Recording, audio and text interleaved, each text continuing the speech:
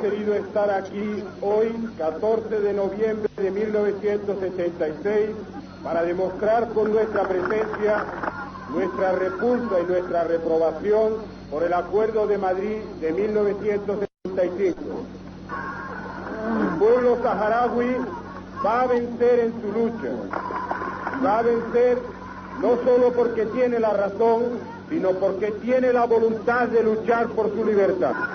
Quiero que sepáis que la mayor parte del pueblo español, lo más noble, lo más bueno del pueblo español, es solidario con vuestra lucha. Para nosotros no se trata ya de derechos de autodeterminación, sino de acompañaros en vuestra lucha hasta la victoria final. Como parte del pueblo español, sentimos vergüenza que el gobierno no haya solo hecho una mala colonización, sino una peor descolonización, entregándoos en manos de gobiernos reaccionarios como los de Marruecos y Mauritania. Pero debéis saber que nuestro pueblo también lucha con ese gobierno que dejó en manos al pueblo saharaui de los gobiernos reaccionarios. A medida que nuestro pueblo se acerca a la libertad, será mayor y más eficaz el apoyo que podamos prestar a vuestra lucha. El Frente Polisario es el guía recto hacia la victoria final del pueblo saharaui. Y está convencido también que vuestra república independiente y democrática se consolidará sobre vuestro pueblo y podréis volver a vuestros hogares. Sabemos que vuestra experiencia es la de haber recibido muchas promesas nunca cumplidas. No prometeros algo, sino comprometerme con la historia. Nuestro partido estará con vosotros hasta la victoria final.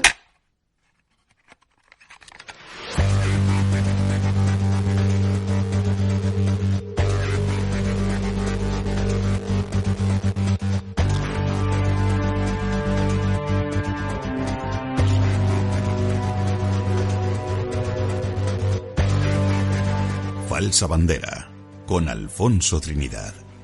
Un podcast de El Dragón Invisible.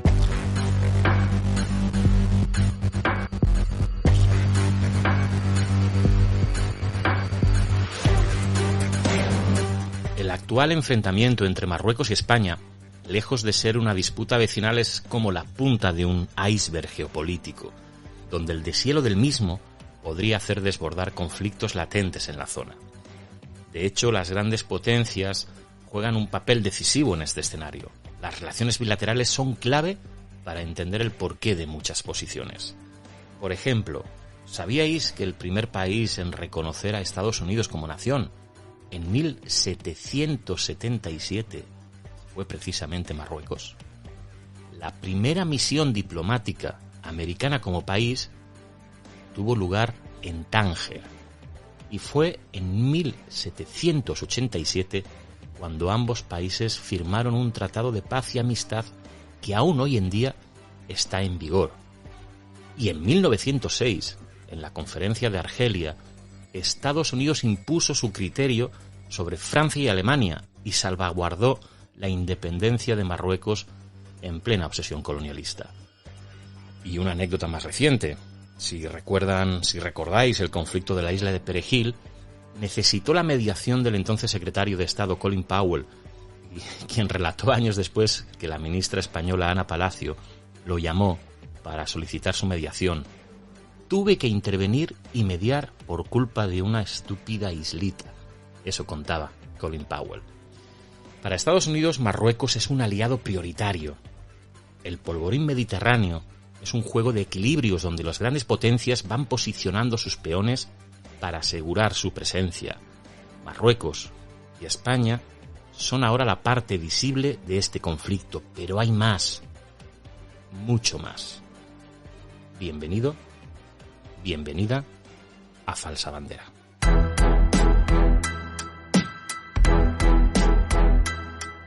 Las claves de lo que está sucediendo hoy las encontramos en lo que aconteció ayer. Las claves de lo que sucederá mañana las tenemos hoy en nuestras manos si sabemos interpretarlas. Falsa bandera. Lo que ocurre hoy cambiará el mañana.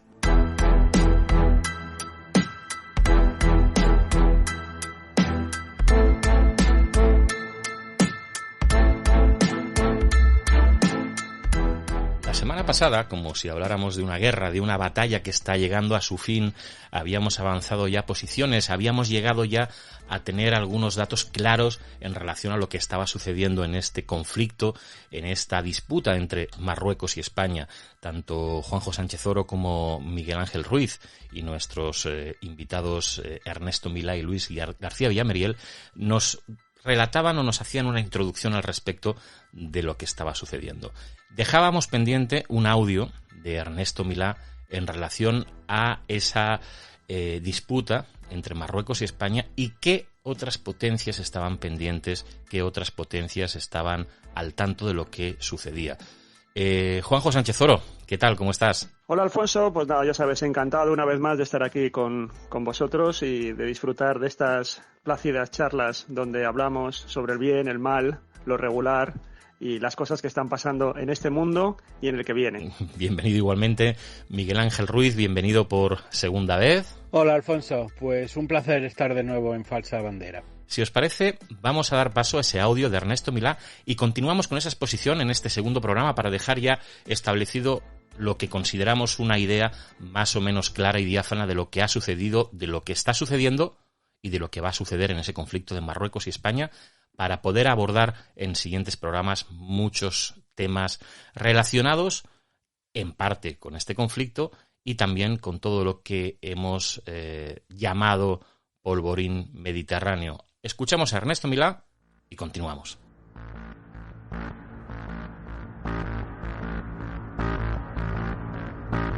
Relaciones de España con Marruecos, pues hay un problema.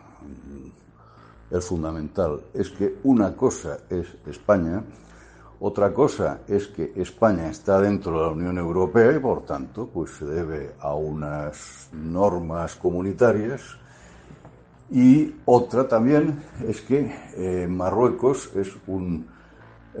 tiene un trato preferencial dentro de la UE, de como una economía que está asociada a la economía europea. Fundamentalmente, Europa importa materiales del primer sector económico, alimentación, ganadería,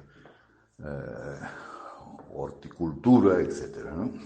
Es curioso, ¿no?, porque todo esto se podría producir en España.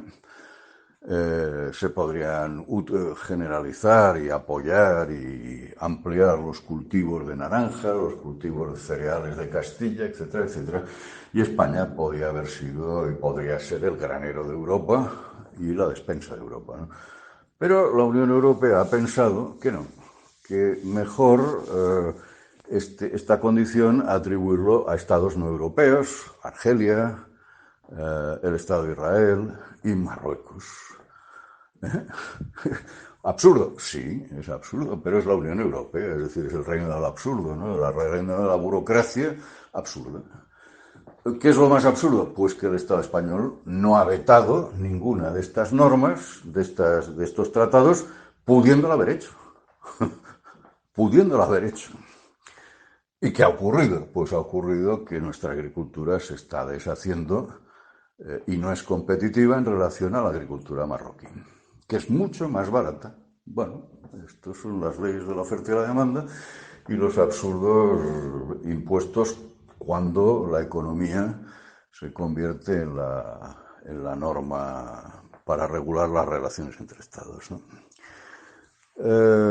Esta es una parte, ¿no? Hay contradicciones, hay oposición entre los intereses económicos de España y los intereses económicos de Marruecos por el sector económico primario, por la alimentación, ¿no? Segundo elemento a considerar, bueno, Marruecos y España son dos monarquías. Es decir, el régimen político no es republicano, son monarquías. Y estas monarquías, pues, como todas las monarquías, están pues más o menos interrelacionadas. Hay protocolos de amistad, protocolos familiares, etcétera, ¿no? Claro, mientras ha durado el juancarlismo, pues la monarquía aquí en España ha sido realmente nula, ¿no? Ha sido absolutamente nula y, por tanto, al rey Juan Carlos no se puede decir que haya sido un gran defensor de los intereses de España frente a Marruecos. ¿Cambiará la cosa a partir de la sucesión? Pues es posible, sí, tiene mejor pinta, la verdad. Pero yo creo que el papel de la monarquía española en este momento sería aprovechar los vínculos entre las dos casas reales para atenuar la tensión. Pero claro, para eso tiene que descender al terreno político y tiene que tener una claridad de ideas que no tiene. Entre otras cosas porque tampoco el Estado español, es decir, el gobierno de la nación, tiene muy claras las ideas, ¿no? Hemos visto hace poco la crisis migratoria y en esta crisis migratoria se ha puesto de manifiesto varias cosas. La primera de todas, que España, estando en la OTAN, que es una organización que en el fondo no es más que un rebaño pastoreado por el Pentágono, ni siquiera recibía ayuda, ni siquiera una pequeña declaración favorable a la posición del Estado de España en relación a la crisis migratoria con Marruecos. ¿Esto por qué? Pues muy sencillo, porque Marruecos en este momento es el portaaviones de Estados Unidos en África. ¿De acuerdo? Y a Estados Unidos en este momento le interesa mucho más conservar sus posiciones en África que conservan sus posiciones en Europa, que más o menos, pues Europa es un continente estable, en donde las políticas exteriores son muy estables y en donde, pues todavía hoy, contra natura y contra cualquier lógica, los gobiernos europeos siguen considerando que el enemigo geopolítico de Europa es Rusia. Bueno, entonces, si es Rusia, el aliado son los Estados Unidos. Pero los Estados Unidos dicen, bueno, a los países de la OTAN ya están seguros, ya tienen el dogal al cuello todos ellos, o sea que ahora vamos a donde nos interesa, que es África. Porque en África hay combustible a buen precio, más barato, hay minería, y es un espacio enorme, ¿no? Y poco explotado todavía, ¿no? Entonces, a Estados Unidos le interesan países que sean estables o gobiernos fuertes, o con gobiernos fuertes. El gobierno marroquí, ya hemos dicho que era una dictadura, con coronada, pero una dictadura, que permitan intervenir a los Estados Unidos en un espacio geopolítico muy amplio, ¿no? Por eso he dicho antes que Marruecos es hoy el portaaviones de Estados Unidos en África. Probablemente algunos no lo sepan, pero el mando del Pentágono para África estuvo hasta hace poco en Alemania. Ahora está desplazado a Marruecos y en Marruecos se ha acabado de construir una base militar aeronaval norteamericana que es la más grande existente en el continente africano. Bueno, esto ya da pie a entender cuál es la correlación de fuerzas. España se puede fiar muy poco de la amistad con los Estados Unidos. De hecho, cuando hubo la guerra del Rif, en los años, creo que fue en el 60 o 62, España no pudo ya entonces no pudo utilizar el material, los aviones a reacción norteamericanos que se habían vendido al régimen de Franco, porque impedían el acuerdo con Estados Unidos impedía utilizarlos contra aliados de los Estados Unidos, uno de ellos Marruecos. Entonces, lo más gracioso de aquella guerra fue que en los años 60, a principios de los 60, se tuvo que utilizar aviones de la Segunda Guerra Mundial, Messerschmitt, Heinkel 111, Junkers trimotores, para desplazar a las tropas paracaidistas en lugar de los aviones, pues los Douglas DC-3, los Sabre F-86, etcétera, etcétera, para utilizarlos en aquella guerra. Bueno, pues desde entonces la situación no solamente no ha progresado, sino que es exactamente la misma. Exactamente la misma. De hecho, podemos decir que quien tiene un amigo en el Pentágono, quien tiene un amigo en la Casa Blanca, es como quien tiene un tío en Granada, que ni tiene tío ni tiene nada. Falsa Bandera, un podcast de El Dragón Invisible.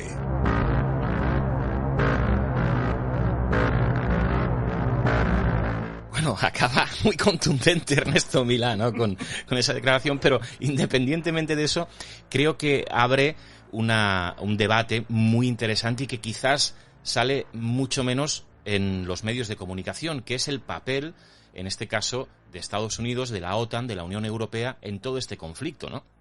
Sí, bueno, yo totalmente de acuerdo. Además, justamente lo que comentaba Miguel Ángel al respecto, ¿no? La última casi acción, vamos a decir así, póstuma de Donald Trump, póstuma en el sentido político de estar en el espacio, en la Casa Blanca, ha sido justamente reconocer, ¿no? el Sáhara, el dominio de Marruecos sobre el Sáhara, a cambio, eso sí, porque no fue un reconocimiento gratuito, de que Marruecos reconociera también o empezara a establecer relaciones diplomáticas con Israel.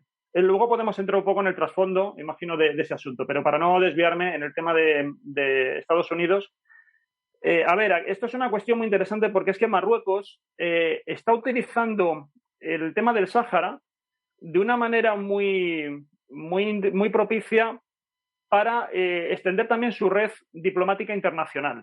Por terminar con mi parte del tema del Sáhara, sí que me gustaría decir que hemos estado hablando mucho de las personas, pero también convendría hablar de las supuestas riquezas materiales o la potencialidad económica que puede tener el Sáhara, que tampoco es menor, ¿eh? Eso es importante, Juanjo. Perdona que te interrumpa, ¿no? Porque es verdad. Y generalmente cuando hay un conflicto con un territorio a nivel geopolítico es porque estratégicamente su posición es muy, muy importante o porque las riquezas que posee son muy beneficiosas para aquel que se queda con ese territorio. Y en este caso estamos hablando de una cosa, de la otra o de las dos. Sí, porque bueno, tenemos por un lado, sabemos que tiene ciertos recursos, tiene recursos pesqueros, que quizás no sean los más importantes, sabemos que sí que hay una gran minería de fosfatos, eso sí ya es muy conocido.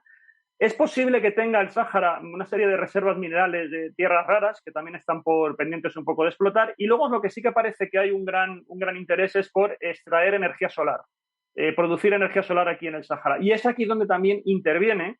Por eso digo que esto es importante, interviene la tecnología de Israel. Israel es un país que, como bien sabemos, pues que no tiene precisamente un entorno, ¿no? Y unas fuentes naturales de energía, de las más idóneas, ¿no? Por mucho que se le dijera en la Biblia que era la tierra prometida, lo cierto es que no había ni una gota de petróleo. Todo el petróleo tenía alrededor de Israel y ahí no cayó nada, ¿no? Entonces, siempre ha estado en un territorio bastante climáticamente y ecológicamente bastante hostil y, sin embargo, se han abierto paso con unas tecnologías de vanguardia muy importantes. Entonces, el hecho de que se produzca este acercamiento entre Marruecos e Israel no es solamente, vamos a decir así, una especie de intercambio de cromos entre Estados Unidos, de decir, bueno, a ver, yo os reconozco la soberanía que tenéis en el Sáhara a cambio de que vosotros reconozcáis a Israel. Y como que queda en empate. No, es que a Marruecos le interesa acercarse también a Israel por esto que estoy comentando, porque uno de los grandes proyectos que también tiene Marruecos es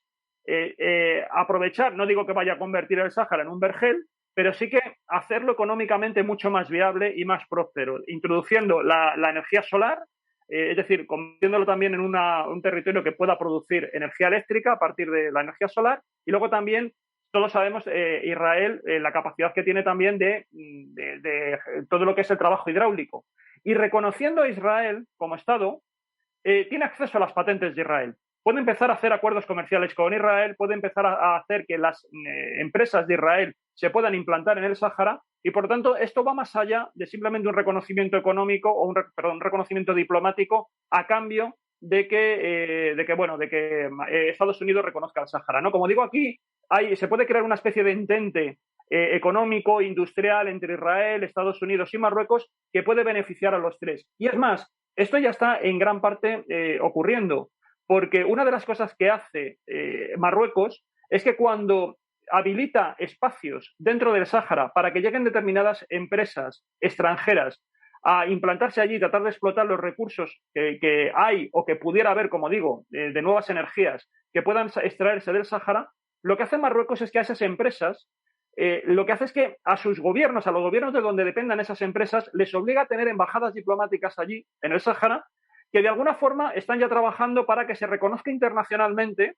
el Sáhara como una autonomía de Marruecos, que es el gran plan que tiene Marruecos para el territorio saharaui, ¿no? O sea que, como digo, está todo esto bastante imbricado y no hay que dejarlo de lado. Por eso digo que al final este tipo de conexiones van un poco en esa línea. Luego, si queréis, hablamos, porque imagino que Miguel Ángel también querrá decir algo, sobre el papel que a mí me parece muy bien la definición de Ernesto, en el sentido de que realmente es el gran portaaviones, Marruecos es el gran portaaviones de Estados Unidos. Pensaba que ibas a decir lo del tío en Granada, no lo del portaaviones.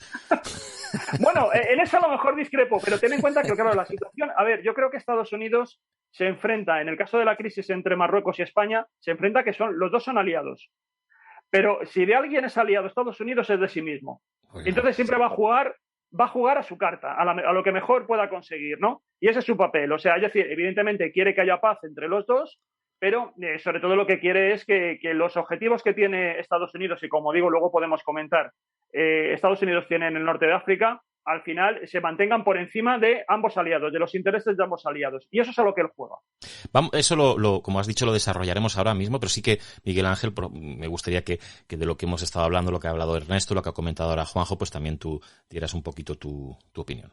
Pues mira, yo estoy completamente de acuerdo que Estados Unidos juega con un papel muy ambivalente, es decir, todos en cierto modo, sobre el papel todos son amigos de todos. Lo que pasa que, claro, él tiene mucho más consolidado Europa que probablemente esa parte de África. Entonces, aquí yo lo que veo es un juego de política internacional de Marruecos que es infinitamente más hábil Marruecos que lo que es España, pero con una dificultad, con una diferencia enorme. Pensar que España ahora mismo percibe todo esto como un problema que tiene que hacer, un problema además de un gobierno de izquierdas, que este tema es muy fácilmente recapitulable por la derecha, todo este tipo de crisis y tal, pues lo único que hacen es dar gasolina pues a grupos como Vox, etcétera. Pero lo curioso aquí es que esto es un problema para España, pero es una oportunidad para Marruecos. Y claro, ante esa asimetría es muy difícil de que Marruecos quiera dejar de pasar este tipo de conflictos. ¿Por qué digo que esto es una oportunidad para Marruecos? Porque Marruecos está usando el conflicto de la crisis migratoria y del Sáhara para crecer.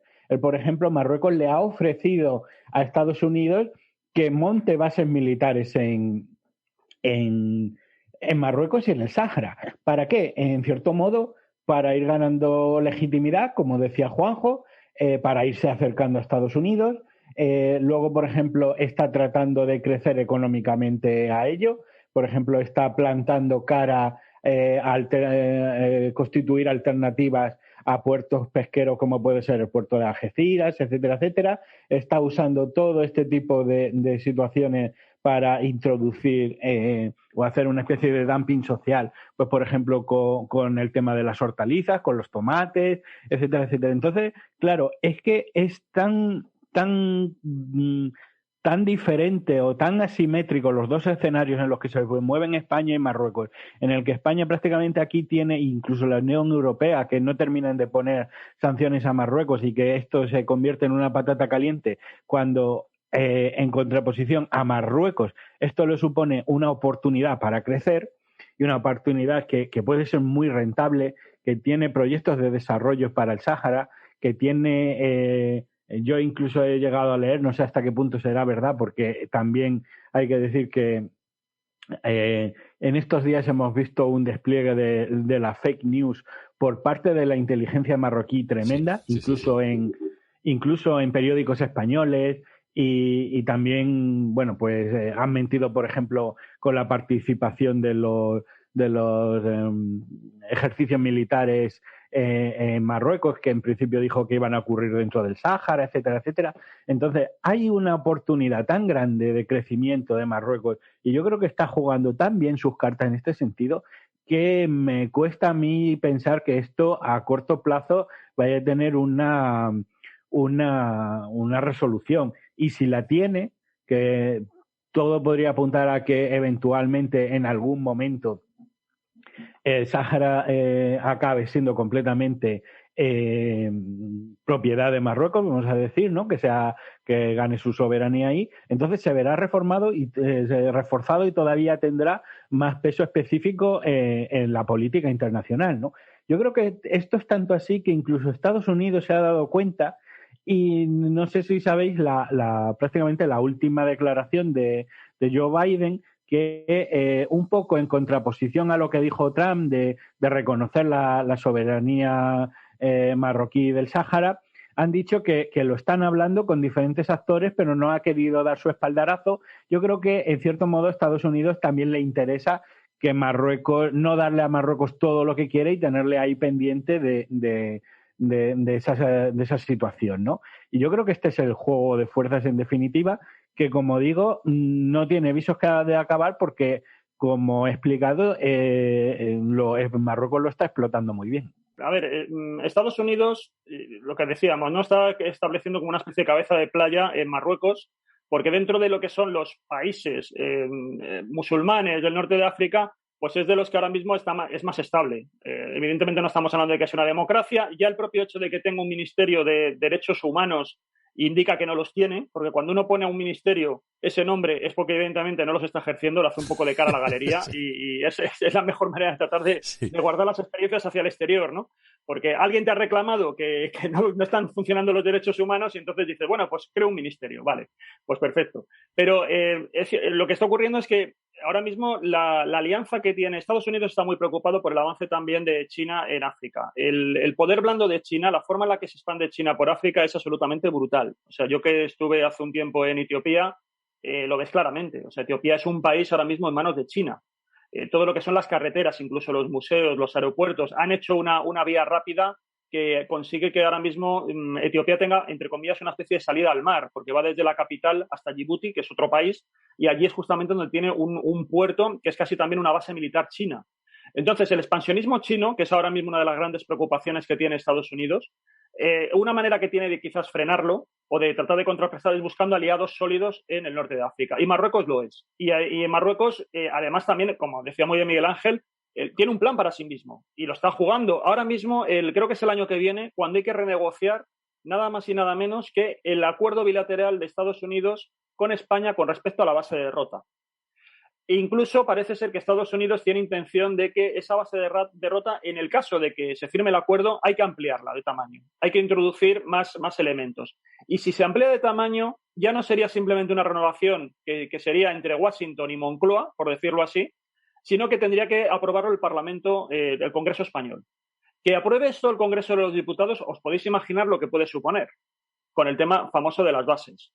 Entonces, que esto salga de los despachos simplemente de una reunión entre las más altas cúpulas, digamos que es una cuestión ministerial, ¿no? Entre distintos ministerios de dos países, a que esto pase al Congreso, tal cual está funcionando el Congreso, sí. Imaginaos lo que puede ser.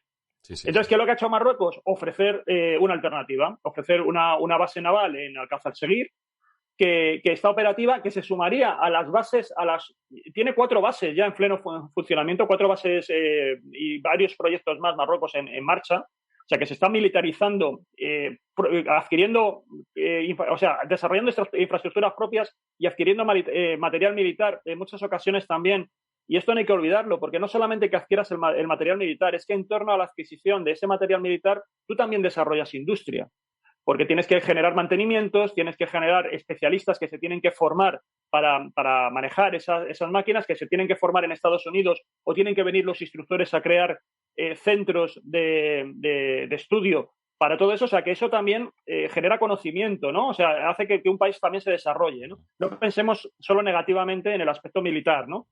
Porque también tiene ese tipo de cosas. Juanjo, así que, claro... has comentado, perdona que te interrumpa, luego seguimos con ese, pero sí me gustaría apuntar un tema que es interesante, lo dejamos para después si quieres también, pero has introducido un tema muy interesante que es el tema militar, que hasta ahora no habíamos hablado, porque, claro, a la gente que nos escucha, a mí particularmente también siempre no deja de sorprenderme esa pasividad del gobierno español. Y hay algunos que plantean ese tema como una cuestión más militar que de otra índole, en el sentido de que aparentemente España tiene una superioridad militar importante hacia Marruecos y eso le da cierta tranquilidad de que no pueda acontecer nada en los próximos años.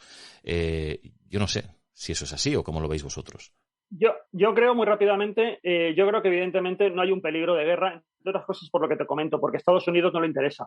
Entonces, esto no se va a resolver en el tema de un enfrentamiento bélico. Pero sí que aquí la baza militar es importante en la medida que genera ingresos y supone negocio. Claro. Yo lo veo así. Por eso te digo que realmente estas bases que estamos comentando, o sea, fíjate que lo que están haciendo es luchando por concesiones de bases militares porque saben que eso genera alianzas internacionales y genera también ingresos económicos para Marruecos. Aquí en la base de derrotas puede generar un conflicto político-social, digamos, hasta cierto punto, porque puede haber rechazo, porque hay sensibilidades, porque ya pasó en su día con el OTAN, con todo lo que esto significa. Pero realmente yo no veo que sea un problema de índole, pues eso, que estemos a punto, al borde de una guerra, ¿no? Que estén ya trompetas de guerra sonando en el horizonte. No, lo que hay es que evidentemente hay un gran negocio. Estados Unidos, que te caiga una base militar de estas condiciones, evidentemente es una cesión de soberanía y ahí hay que ver el capital político cómo se deteriora, pero por otro también el capital económico es positivo para quien le cae. Y Marruecos tiene muy claro que no tiene ningún problema. Ya, de hecho, tiene la mayor base militar de África de Estados Unidos está en Marruecos. O sea que ese vínculo se está estrechando cada vez más y cada vez está comprando más material militar y hacen maniobras conjuntas y tiene muy claro que es un aliado fiel Washington. Y en la medida en que se refuerza ese vínculo con Marruecos, pues de alguna forma sale perdiendo también España. Si os parece, para digamos, cerrar ese círculo de lo que estamos hablando, de la relación de Estados Unidos, de Marruecos y demás, escuchamos también la opinión de Luis García Villamerial y, si os parece, nos queda todavía hablar que lo hemos pasado muy de soslayo, todo el tema de la migración, la inmigración, cómo influye en todo esto, y de muchos otros temas que todavía nos quedan por hablar. Algunos se nos quedarán pendientes. Lo bueno de este formato es que lo podemos retomar cuando consideremos. Vamos a escuchar a Luis y seguimos. La realidad de la relación de Marruecos y España, pues una relación de vecindad y en este caso, pues el vecino rico contra el vecino pobre. Estamos hablando de que el Producto Interior Bruto de España supera más de 10 veces el Producto Interior Bruto marroquí, si no me equivoco. Además, tenemos las diferencias culturales, religiosas, que están muy marcadas. Basta con ver pues hecho que te manden menores a saltar una frontera de manera abierta sin preocuparse para nada ni en su bienestar ni en su seguridad ni nada de nada. Entonces, dentro de lo que es ahora el contencioso que está abierto por lo del tema del Frente Saharaui, todo esto viene muy marcado y lo uno con el siguiente punto, con el hecho de que Estados Unidos le haya reconocido y haya alentado la soberanía de Marruecos frente al Sáhara Occidental. Intereses. Estados Unidos es el primer vendedor de armas de Marruecos. Marruecos se está rearmando a una velocidad enorme. Ahí tenemos la adquisición de los F-16, todos los carros de combate que han sido adquiridos, los sistemas de armas que ha implementado Marruecos, y todo eso ha sido suministrado por Estados Unidos. Tenemos ahora la realización de un conjunto combinado, un ejercicio conjunto combinado que va a realizar Estados Unidos con Marruecos en aguas marroquíes, muy cerquita de Canarias, donde España pues ha renunciado a participar para no generar más conflicto. Pero Estados Unidos está jugando un papel importantísimo. No olvidemos que, por ejemplo, los Clinton han tenido unos intereses económicos en Marruecos siempre muy grandes. Y pues Marruecos siempre ha sido el pie de entrada de África para Estados Unidos. La Unión Europea, es el principal importador de Marruecos. Entonces, todo lo que la Unión Europea pueda modular frente a Marruecos, pues va a ser bastante importante. Además de considerar la frontera con África y que desde el punto de vista de Frontex, pues supone un aliado estratégico importante. Claro, si la relación se deteriora, pues eso tendrá unos efectos y es que no quedará más remedio que endurecer esa frontera, con todo lo que le supondrá a Marruecos de perjuicio económico, que es muy alto.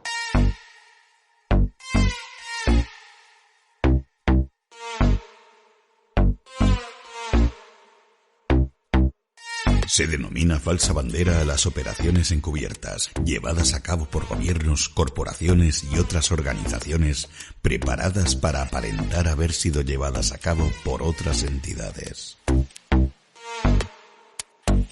Falsa bandera, un podcast de El Dragón Invisible.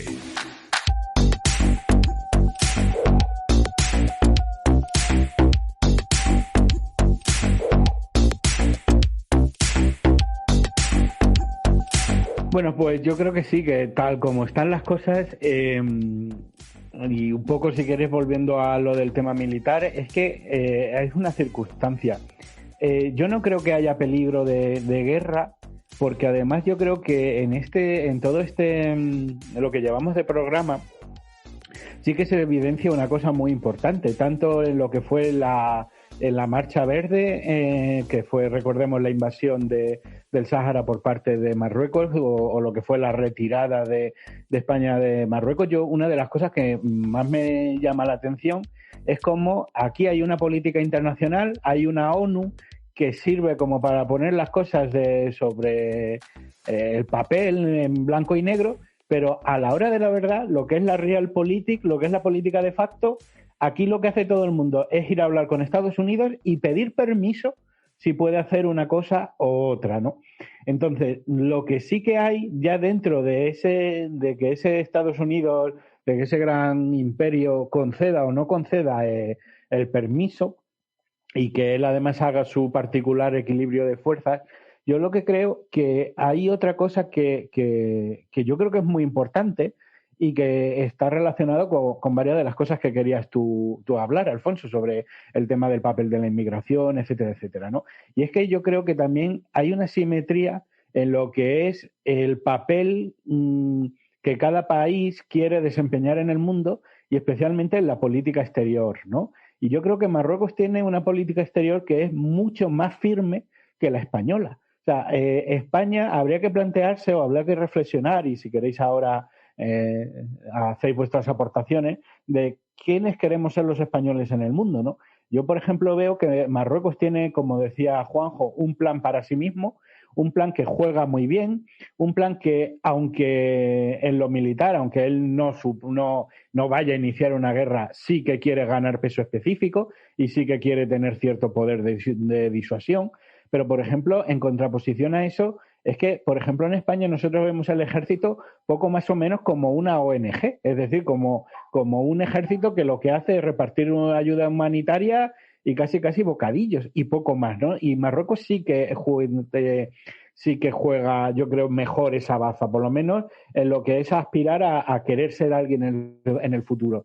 Y luego, otro de los aspectos que me parece como potencia internacional es que también Marruecos es más sólido que Estados Unidos, en el sentido de que yo creo que tienen un plan claro, o por lo menos una vocación de permanencia en el mundo de quién quieren ser. Y yo creo que, por ejemplo, en España tenemos una política exterior que es un tanto esquizofrénica. O sea, por ejemplo, si pasamos de la Alianza de Civilizaciones de Zapatero a las fotos de las Azores de Aznar, somos un aliado que puede ser considerado en términos de inteligencia y contrainteligencia en el mundo como menos estable o menos de fiar, porque en una legislatura podemos hacer una cosa y en la contraria prácticamente de decirnos del todo. Piensa, por ejemplo, cómo ha hecho Biden con el tema de Trump. Trump quería reconoció la soberanía marroquí del Sáhara, y Joe Biden no ha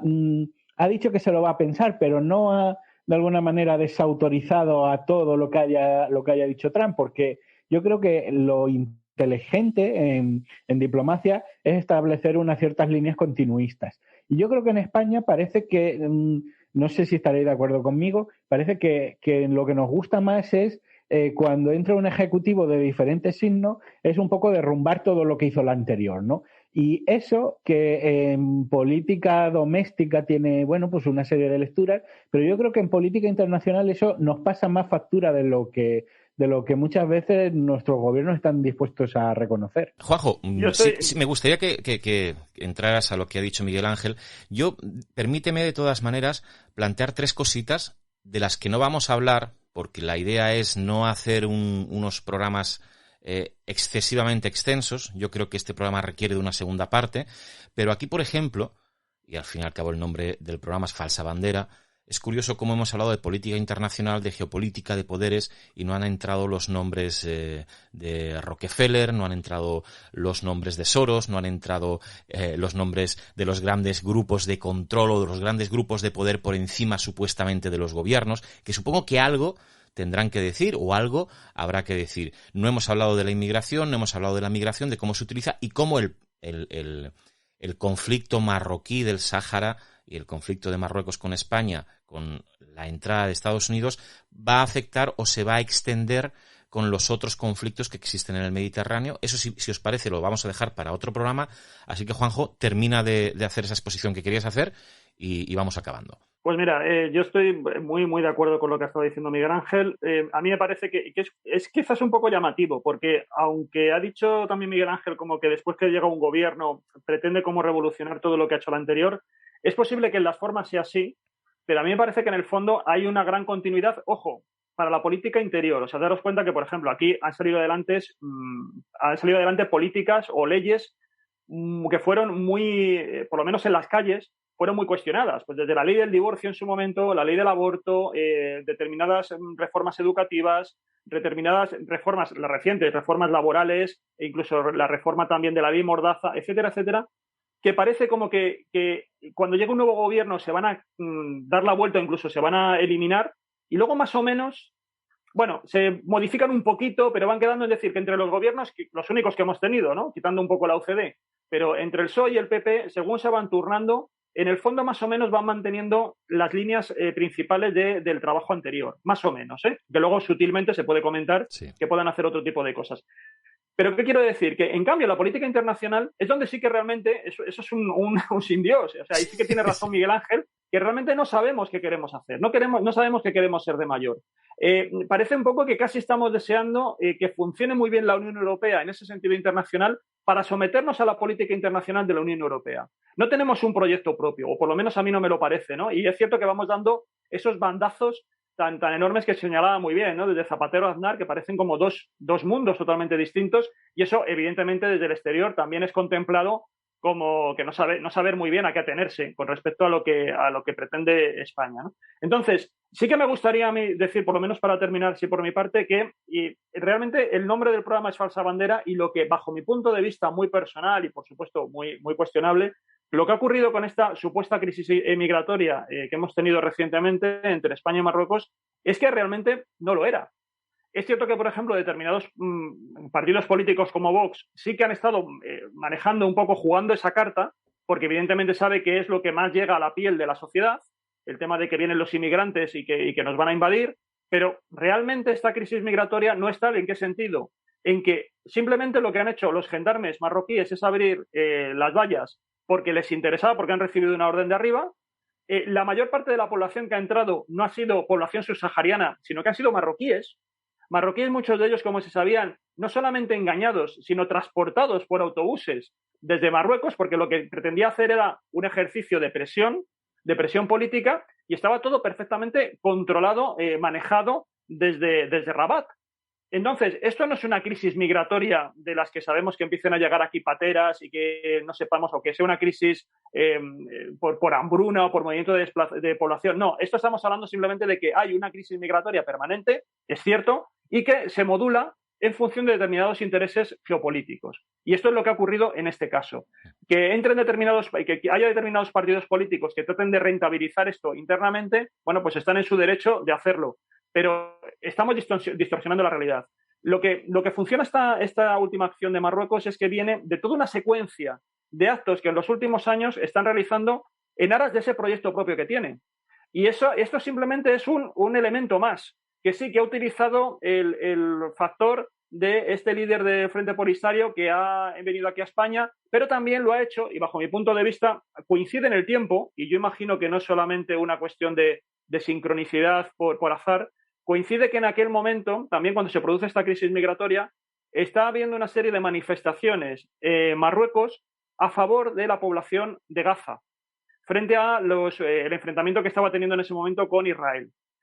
Esa un poco, y a la vez que estaba esa población, esa serie de manifestaciones, estamos hablando de manifestaciones que se produjeron de manera espontánea en diferentes ciudades de Marruecos, también lo que hicieron fue un poco reprochar a Rabat el acuerdo que había tenido, el reconocimiento que había tenido en invierno de Israel, ¿no?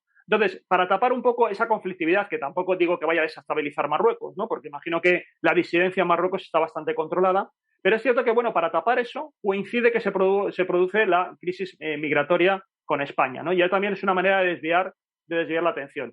Y como digo, esta crisis migratoria es un eslabón más en toda una cadena de acciones que se vienen realizando, en las que solamente señalaré algunas, porque muchas de ellas pasan desapercibidas, me da la impresión, para la gran opinión pública española. Y es, por ejemplo, el reconocimiento, el aumento de las aguas territoriales, por lo menos desde un punto de vista nominal, en la zona cerca de las Canarias, hasta el punto de que ya se solapan las aguas territoriales españolas y las marroquíes en determinados aspectos económicos.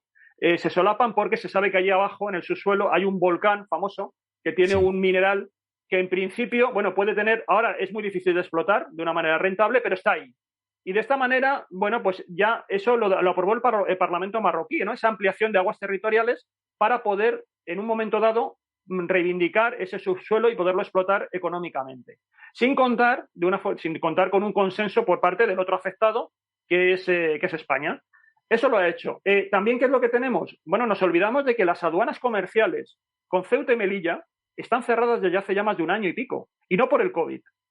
Se cerraron y eso está asfixiando la economía de Ceuta y Melilla, porque se está tratando de desviar que todas estas aduanas comerciales se gestionen a través del gran emporio ahora mismo portuario, que es el Tánger Med, que se está convirtiendo ahora mismo en un puerto que, ojo, está compitiendo, pero ya ha superado el número de movimiento de contenedores, ya superó en el año 2020 a Valencia y a Algeciras.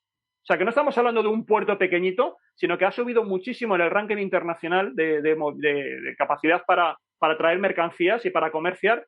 Y bueno, entonces, y no solamente eso, es que también el norte de Marruecos ahora mismo cuenta, porque seguimos pensando en los pobres moros que vienen por aquí y tal, ¿no? Pero es que el norte de Marruecos se está desarrollando mucho. Tiene ya un AVE, tiene un tren de alta velocidad que comunica a Tánger con Casablanca.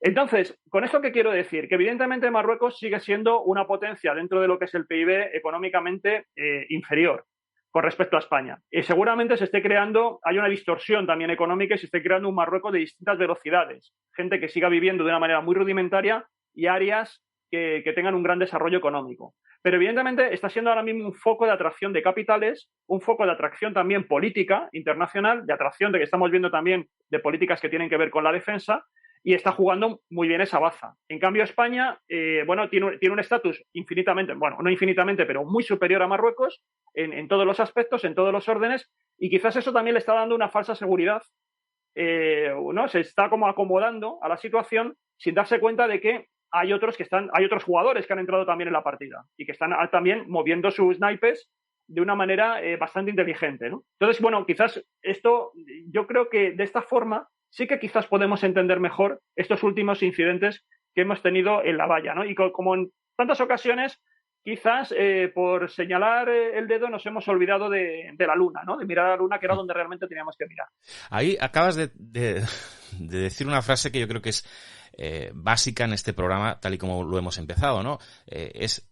Lo que pretendemos, lo que vamos a pretender siempre es escoger esa noticia, escoger lo que está siendo actualidad, y en este caso, en el conflicto marroquí, la gran noticia es el cúmulo de personas que estaban cruzando la valla. Es la imagen que todos tenemos, ¿no? De cómo entraban, además imágenes en directo, que ya también en otro programa, si queréis, las analizaremos, ¿no? Pero como decías, obviamente ha habido imágenes dramáticas, pero ha habido imágenes esperpénticas de chavales corriendo de la valla y volviendo a entrar, ¿no? Como si fuera una especie de pequeña maratón y sonriendo, ¿no? Como algo muy... Bueno, muy... es que algunos, Alfonso, les decían que iban a ver a Ronaldo. Sí, bueno, efectivamente, ¿no? Fíjate, Iban y venían. o sea, claro. Sí, entonces, bueno, todo eso yo creo que para no hacer algo de 3 horas aquí, que la gente que nos esté escuchando al final estalle por los aires como algunos países, vamos a hacerlo por etapitas, ¿no? Como las tapitas, y en este caso hemos hecho una buena ración.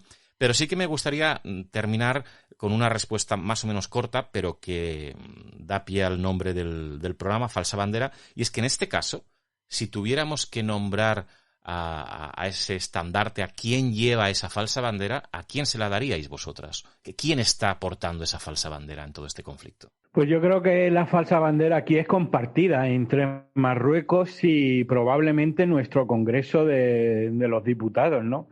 Esa falsa bandera es llamarla a ese chantaje geopolítico, a ese chantaje migratorio de Marruecos, llamarlo crisis migratoria. Es que no era, o sea, significa que no haya una presión demográfica de África hacia Europa, que es más que evidente, pero también hay un uso intencionado y geopolítico, y un uso político de la inmigración, ¿no? Otra cosa es que, como bien ha dicho, ha pasado Juanjo un poco muy de puntilla, haya determinados partidos políticos en España que eso lo quieran recapitalizar, es decir, lo quieran aprovechar. ¿Por qué? Porque básicamente entienden que si seguimos aceptando inmigración de una manera, vamos a decir, continuada, y con el tiempo vamos dando nacionalidad, etcétera, etcétera, se puede crear una masa crítica social de tal manera que haya una mayoría absoluta, una especie de gran mayoría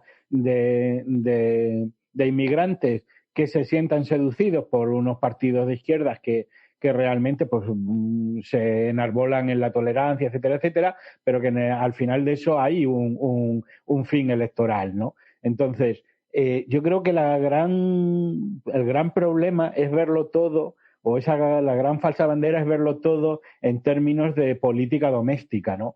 A veces con sentimentalismo, a veces verlo todo como si todo fuera un conflicto humanitario, y como yo creo que, como bien hemos mostrado a lo largo de todo el programa de hoy, hay absolutamente una infinidad de factores diferentes a diferentes estratos, a diferentes alturas, con diferentes intencionalidades, y yo creo que la inmigración o todo este conflicto es infinitamente más complejo que el debate público que suele generar. Yo creo que eso sí es una falsa bandera. Juanjo. No le quito ni le pongo nada a lo que ha dicho, estoy totalmente de acuerdo. No, hay, digamos, tiempo para todo, hay necesidad de atender a todo. Estoy totalmente no creo que seas ni sospechoso ni nada por el estilo de lo que me preocupa toda la cuestión, ¿no? Toda la cuestión humanitaria, o sea, absolutamente, y todo lo que es la cuestión migratoria, pero es cierto que no es solo eso. No es solo eso. Y siempre tenemos que también elevarnos sobre los fenómenos, sobre los sucesos, para ir viendo un poco más allá. Y en este caso hay mucho más allá. De hecho, yo creo que es lo que comentábamos, ¿no? Es más el más allá que lo que nos han querido vender en muchísimos medios, ¿no? También ha habido muchos analistas, de los que al fin y al cabo yo también bebo, que han puesto, bajo mi punto de vista, acertadamente la mirada donde corresponde. Pero bueno, es así, es cierto. Vivimos en unos tiempos en los que se tiende mucho a la distorsión interesada, y aquí ocurre eso. Y además no estamos, yo creo que habitualmente el pueblo español o la opinión pública española no está demasiado familiarizada con las cuestiones internacionales. No entiendo que la cultura política española haya orientado a su electorado hacia cuestiones internacionales. No somos capaces de ver las cosas en esa escala global. No sé por qué. Evidentemente hay otros países como Estados Unidos que sí, que entienden, han actuado durante mucho tiempo como los grandes gendarmes. Lo decía muy bien Miguel Ángel, que al final lo que hay que hacer es olvidarte de que tú tengas 15 másters en Derechos Internacional, que haya 1000. Al final lo que haces es que llamas a la puerta del despacho Oval y ¿qué hay de lo mío, ¿no? Para que te lo solucione. Pues yo creo que Estados Unidos sí que ha funcionado como un sheriff internacional y su población es más consciente de que tiene una cierta responsabilidad, lo cual no quita que en muchas ocasiones haya sido también manipulada, pero entienden que ellos pueden intervenir en países, que pueden actuar en países, que de alguna forma lo que ocurre fuera de sus fronteras afecta al interior de sus fronteras. Aquí, en cambio, me da la sensación de que todavía no tenemos esa cultura política. Y al final, digamos, esos bandazos, cuando llegan nuestros dirigentes, que, bueno, hasta hace muy poco tiempo ni siquiera sabían inglés para poder manejarse, lo cual ya indica hasta qué punto tenían una vocación internacional nuestros máximos mandatarios, ¿no? para moverse por el mundo, pues te das cuenta de que realmente falta esa cultura política y como no lo demanda la sociedad, evidentemente los políticos, que al fin y al cabo tienen que ganar elecciones, no van a introducir esos temas dentro de sus programas políticos, porque no les sacan tampoco rendimiento en votos. Entonces, al final, creo que se genera una especie de círculo perverso que hace que, al final, puesto que no hay preocupación social sobre lo que ocurre fuera, tampoco los gobernantes la ejercen. Y si encima cuando la ejercen, eso tiene, como decía muy bien Miguel Ángel, ¿no? Tiene una serie de consecuencias que se transforman en política doméstica, que incluso pueden volverse en contra del mandatario en cuestión, porque no lo ha explicado bien o no se ha hecho entender, pues al final, poco a poco se va dejando. Y ya digo que, bajo mi punto de vista, la política, lo que está deseando España es que haya una política internacional fuerte por parte de la Unión Europea para sumarse, yo creo que a ella de una manera incondicional y dejarlo en manos de Bruselas, por así decirlo, todo lo que eso supone y olvidarse de ese problema.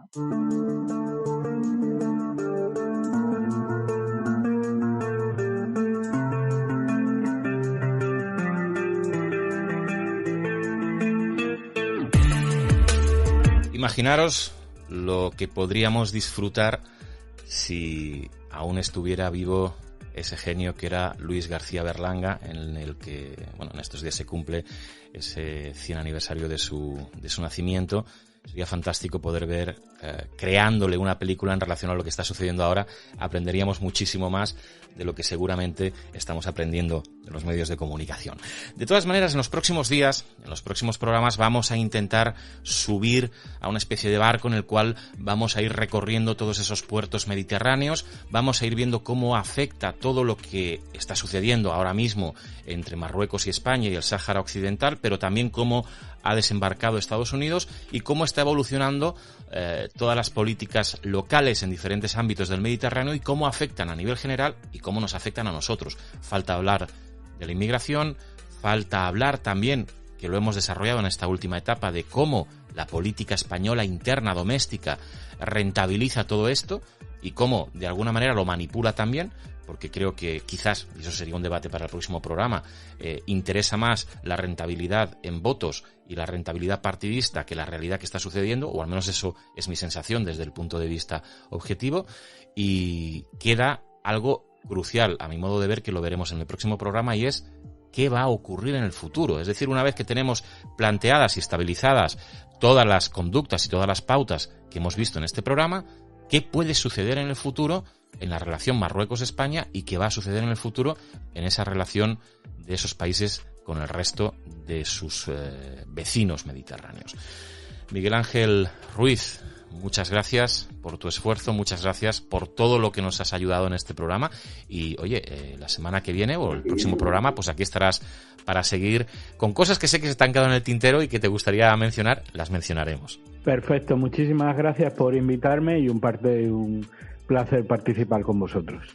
Juanjo Sánchez Oro, pues lo mismo, estarás ahí con nosotros en el próximo programa y espero que hayas estado a gusto también con nosotros, un poquito al menos. Nada, ya sabes, una gozada estar conversando con vosotros dos, ya sea aquí o fuera. Fíjate lo que te estoy diciendo, ¿eh? Uf, eso es una maravilla. Hombre, a mí me gustaría poder hacerlo. Yo lo voy a hacer. El próximo programa me pertrecharé bien porque solo tenía una botella de agua. Yo reconozco que con una cervecita bien fría estaría mucho más a gusto. Vosotros haced lo que queráis, pero lo vamos a intentar.